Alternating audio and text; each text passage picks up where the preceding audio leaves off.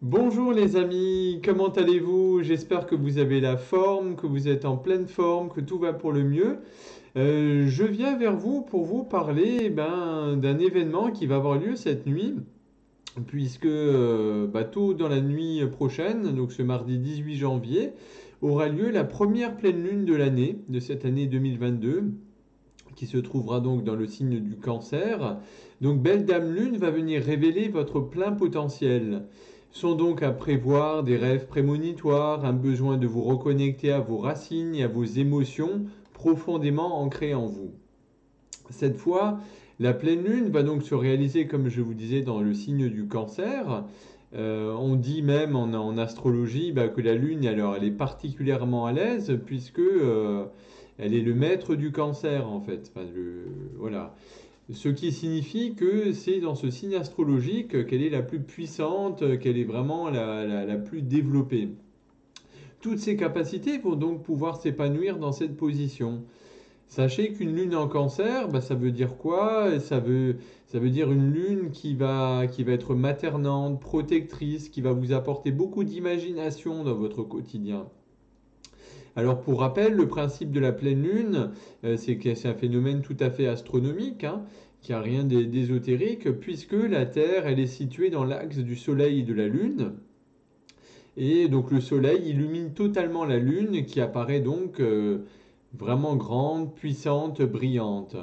Et en astrologie, c'est également un moment culminant, puisque on dit que c'est un moment de lucidité où vous avez la possibilité de prendre des décisions, de mieux choisir, de mieux porter votre focus sur la direction que vous souhaitez donner, la nouvelle orientation que vous souhaitez donner à votre vie. D'autant plus, effectivement, en ce tout début d'année 2022. Donc cette pleine lune aura lieu ce mardi 18 janvier à minuit 51. Son petit nom de code, comme bien souvent, c'est la lune du loup. Pourquoi la lune du loup? Tout simplement parce qu'en cette période, il y a des siècles et dans les traditions, nombreux étaient les loups qui venaient rôder dans les villages en quête de nourriture. Bon, on l'appelle également la lune des grands froids. C'est un nom qui est réservé à la première lune de l'année, après le solstice d'hiver, puisqu'il faut savoir que l'allusion loup fait également référence au fait qu'en plein cœur de l'hiver, ces animaux hurlent pour marquer leur territoire en vue de la saison de la reproduction.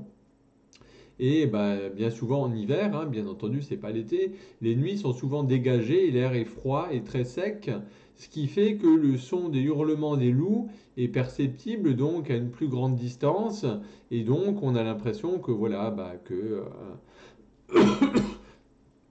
que c'est particulièrement, voilà, le son du loup est particulièrement puissant. Donc c'est une pleine lune qui a lieu dans les périodes des plus basses températures de l'année, hein, qu'on appelle aussi la lune du gel qui fend ou la lune des grands froids, donc pour les mêmes raisons.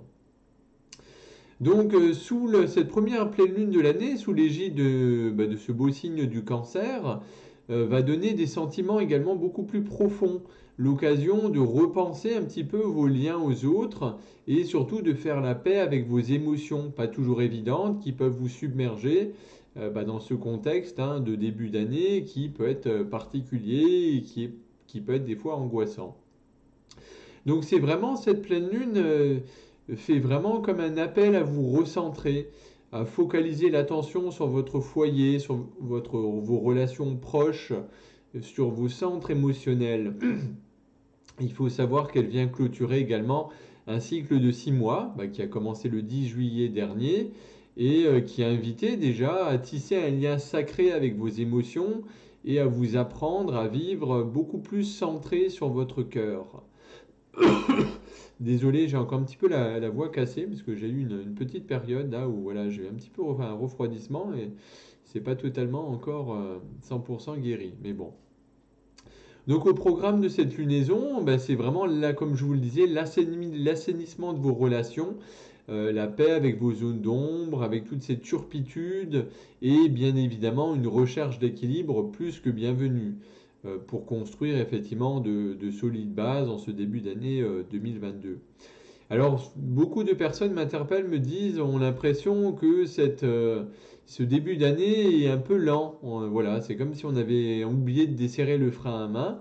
Eh ben, elles ont particulièrement raison.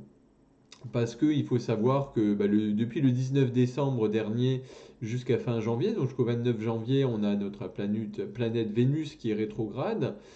Donc je vous rappelle, un rétrograde, on a l'impression visuellement que la planète recule, mais c'est une simple vue, voilà, c'est pas dans les faits, elle recule pas, c'est simplement ces énergies qui sont emprisonnées et qui sont beaucoup plus, voilà, bah avec, comme je vous disais, avec le frein à main qui est enclenché.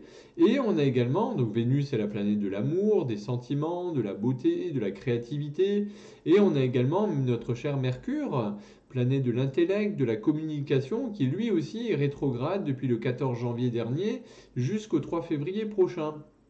Donc effectivement, c'est comme si le ciel vous invitait durant tout ce mois à ralentir, à être dans l'être-té, à regarder en arrière, à rentrer en introspection en vous-même avant de foncer plus en amont vers 2022. Et justement, voilà, bah, c'est une pleine lune dans un signe d'eau, hein, puisque le cancer c'est un signe d'eau sentimental, qui va augmenter bien entendu le volume de vos sentiments qui ont pu faire ressurgir dernièrement. Euh, donc voilà, pour justement vous permettre de trouver un nouvel équilibre qui pouvait manquer peut-être dans votre vie. Donc cette première pleine lune va apporter bah, de la lumière, de l'espoir et beaucoup d'envie de revoir un peu vos fondamentaux, c'est-à-dire voilà ce qui comptait pour vous, de vous dire maintenant, à partir de maintenant, je focus sur ma famille, sur mes relations, sur ma ou mon chéri, voilà, vraiment, ça va vous inviter à vous recentrer un petit peu. C'est un petit peu comme des bonnes résolutions que vous demandent de prononcer les astres et les planètes. Donc cette pleine lune en cancer bah, va vous pousser également à revoir un petit peu votre copie sur l'équilibre de vie professionnelle personnelle. Puisque bon nombre de personnes, effectivement, connaissent des déséquilibres depuis quelques mois. Et donc, ça va être vraiment l'occasion de remettre au centre de votre vie ce qui compte vraiment pour vous et de laisser les autres, bien entendu, en périphérie ou alors carrément de les mettre aux archives. Il faut savoir qu'avec cette pleine lune du cancer, on croit toujours que voilà, il faut être fort, il faut être dur, il ne faut pas montrer ses émotions. Ben non, sachez qu'être sensible, effectivement, vous faire preuve de douceur, voilà, de laisser vos émotions s'exprimer, ça va être tout aussi important que le côté plus yang, fort, etc.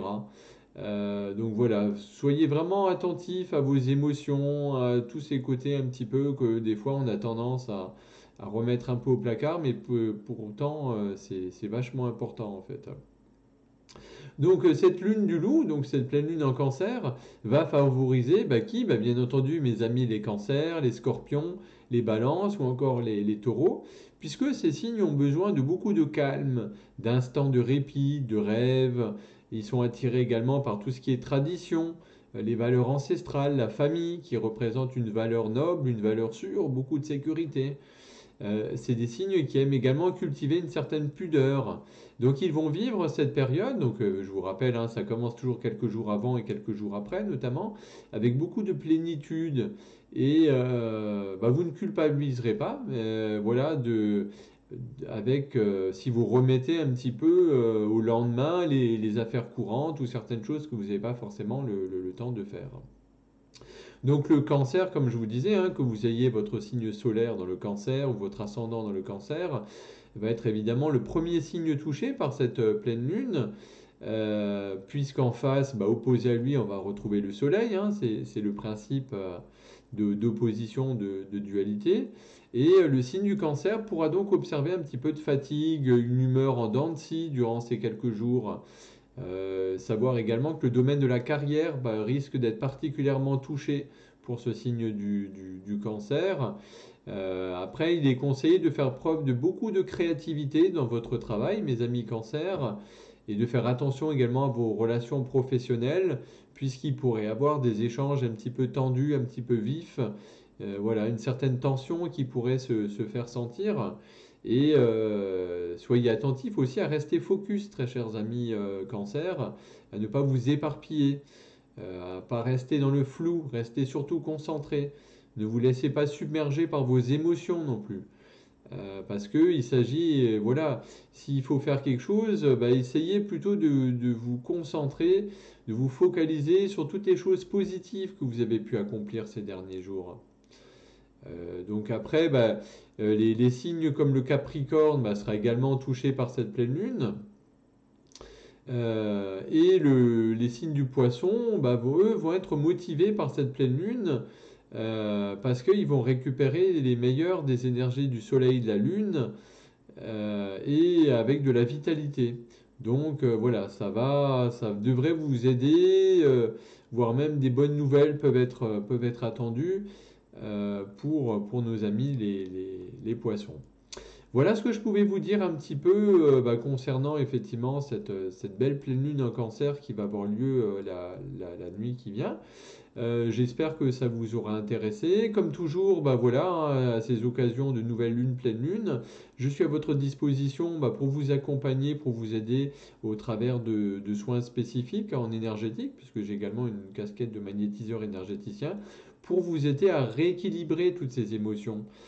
Parce que comme vous le savez, hein, on parle du cancer signe d'eau, mais le corps humain est également à 70% composé d'eau. On est un petit peu un sac à flotte et il est prouvé effectivement que l'eau a une mémoire.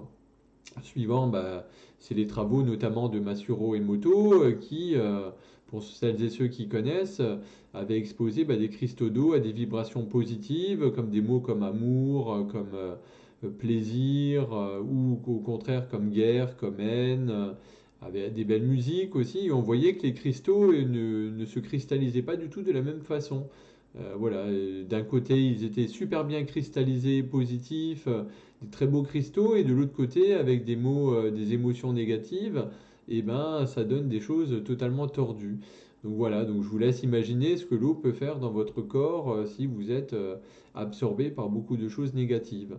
C'est donc pourquoi je peux vous aider justement à remettre dans l'ordre un petit peu dans vos centres énergétiques, vos émotions, tout ce qui a pu vous impacter. Il faut savoir aussi que de nombreuses choses impactent, voilà, il y a des gros chocs émotionnels des fois, dans peu importe les domaines, bah, qui vont vous impacter. Et c'est un petit peu à l'image de la petite goutte d'eau qui va tomber et qui va faire déborder le vase. Donc voilà, je reste à votre disposition. N'hésitez pas à me faire part bah, de vos commentaires, de vos remarques, de vos retours. Ça me fait toujours super plaisir, vos nombreux petits messages, tous vos mots, vos mails que vous m'envoyez. Et puis voilà, bah, en tout cas, je vous souhaite une très très belle lunaison. Surtout, prenez soin de vous, chouchoutez-vous, cocoonez-vous, et je vous dis à très bientôt. Merci encore.